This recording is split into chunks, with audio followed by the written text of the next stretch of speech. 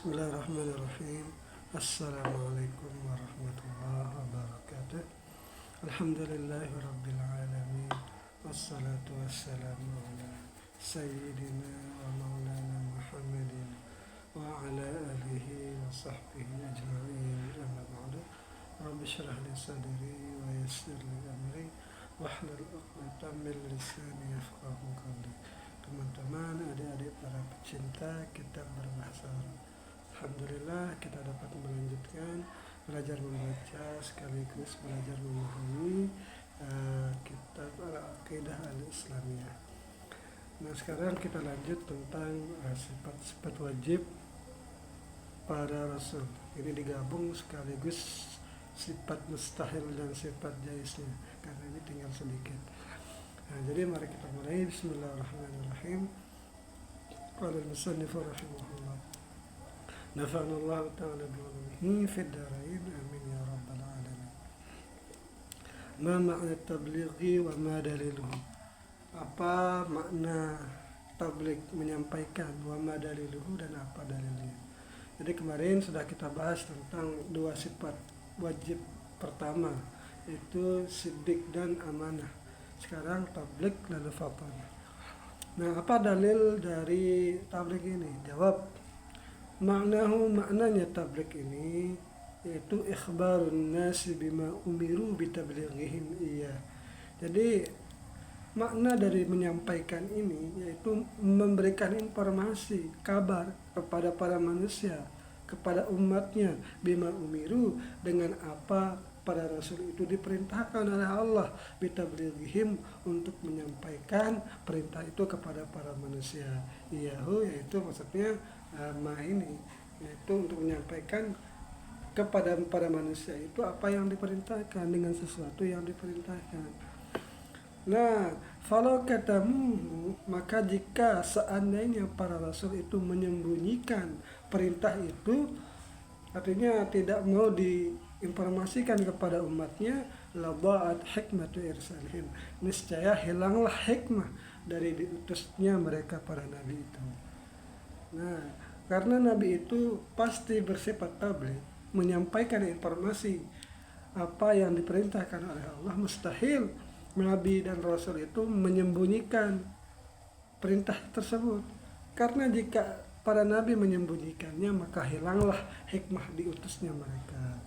Wa dalilu tablighihim, dan dalil bahwa nabi itu, para rasul itu mempunyai sifat menyampaikan, annahum, kepada bahwasanya mereka para nabi itu, lau katamu, jika seandainya para rasul itu menyembunyikan syai'an, sesuatu, la umirna bil kitmani, niscaya kita akan diperintahkan juga para nabi itu dengan menyembunyikan yang disampaikan juga. Kita juga akan menjadi umat yang menyembunyikan informasi. Wahwa khianatun, dan sifat menyembunyikan informasi itu adalah khianat. Muharramun, khianat lagi diharamkan. Nah, mal'unun, lagi yang dilaknat, fa'iluhu, yang melakukan menyembunyikan itu. Nah, tidak mungkin para nabi itu mempunyai sifat seperti itu, yaitu sifat kitman, menyembunyikan informasi. Sin soal, ma makna al-fatanah wa ma daliluha? Apa makna fatanah dan dalilnya? Jim jawab, maknanya fatanah itu syiddatul zakai wan nabahat, yaitu sangat-sangat pintar dan cerdas. Jadi nabi itu pasti pintar dan cerdas. Tidak mungkin nabi itu bodoh.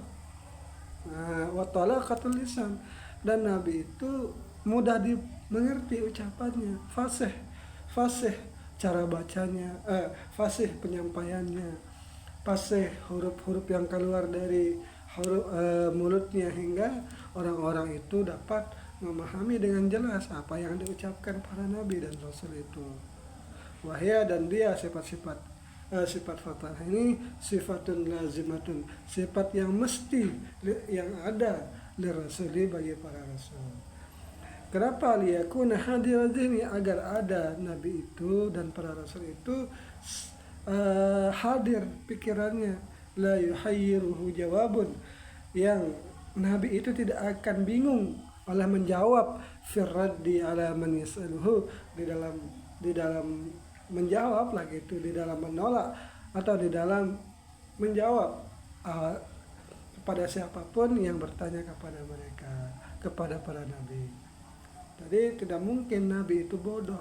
Kalau nabi bodoh tidak mungkin bisa berdakwah. Karena berdakwah itu adalah tugas yang memerlukan intelektualitas, kecerdasan. Bagaimana bisa nanti bisa berdiskusi dengan yang didakwahinya? Pasti butuh diskusi. Diskusi butuh pemikiran yang matang, pemikiran yang cerdas.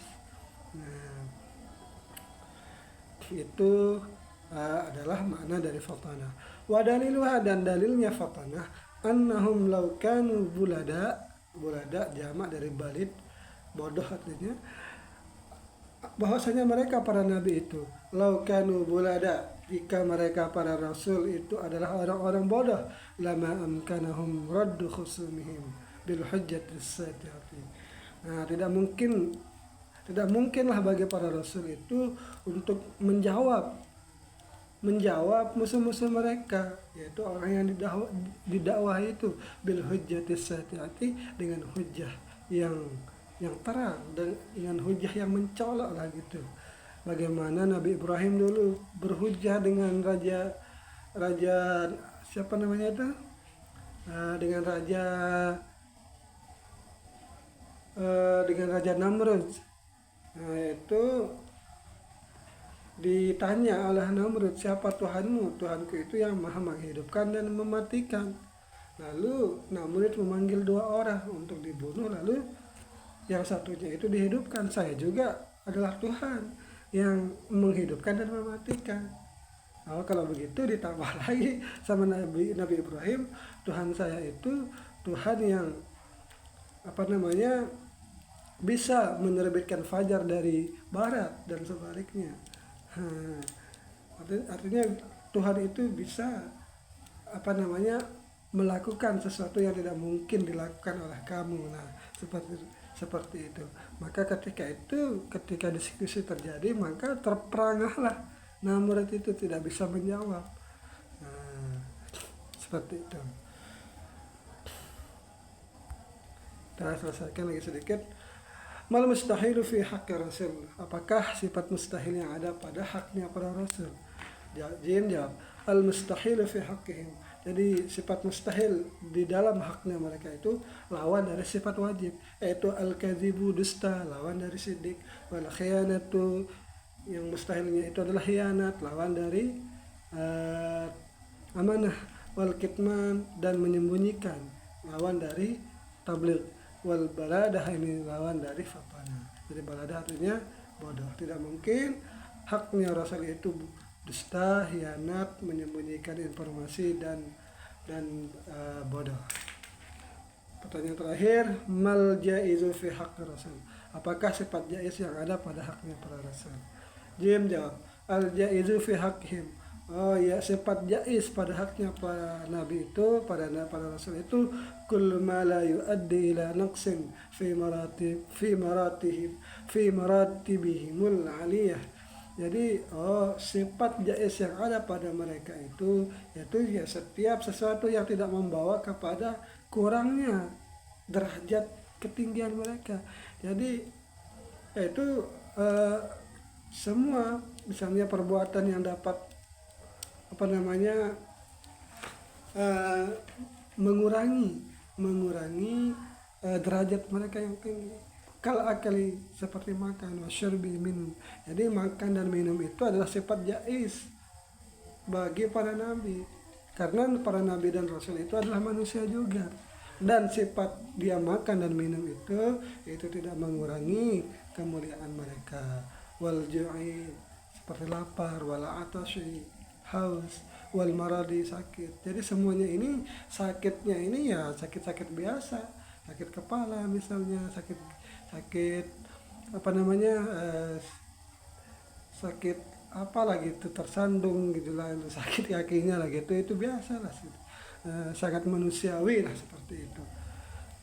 Sakit gigi mungkin ini, tapi mungkin sakit gigi juga ya, sakit mata mungkin. Mungkin terkena debu. Wal bai'i, dan Nabi itu juga menjual, syara, dan membeli. Jadi Nabi itu sering ke pasar. Wal mauti, dan meninggal, karena tidak ada rasul yang selalu hidup, pasti mati, karena semua makhluk itu mati. Wal hayati, dan Nabi itu tentunya hidup. Warahati, dan beristirahat. Wat ta'abi, dan merasa lelah. Nabi itu karena sama seperti manusia yang merasakan lelah juga. Nah, fala yajuzu, maka tidak bolehlah Allah bahwasanya ayat tasifu, bersifatlah mereka para nabi dan rasul itu bima yuaddi ila ta'tilil maqsudi min irsalih. Nah, tidak boleh Allah bahwasanya bersifat mereka para nabi itu dengan sesuatu yang dapat membawa hilangnya tujuan dari diutusnya mereka itu. Ya, seperti tadi itu, berdusta itu akan menghilangkan hikmah diutusnya mereka itu. Kalau ama seperti buta misalnya, nabi yang buta itu tidak mungkin menjadi nabi kalau dia buta. Artinya mungkin buta dari semenjak lahirnya. Kalau Nabi Yakub memang pernah buta, tetapi Nabi Yakub itu buta setelah beliau menjadi nabi, setelah beliau itu ditinggalkan oleh Nabi Yusuf dan kembali lagi melihat setelah disembuhkan. Wal barasi, dan Nabi itu bebas dari baras, penyakit kusta. Berbeda juga dengan sifatnya Nabi hal yang diderita oleh Nabi Ayub. Nabi Ayub dulunya itu orang yang kaya, awalnya orang kaya, mempunyai banyak anak keturunan, mempunyai ladang yang banyak, yang luas, mempunyai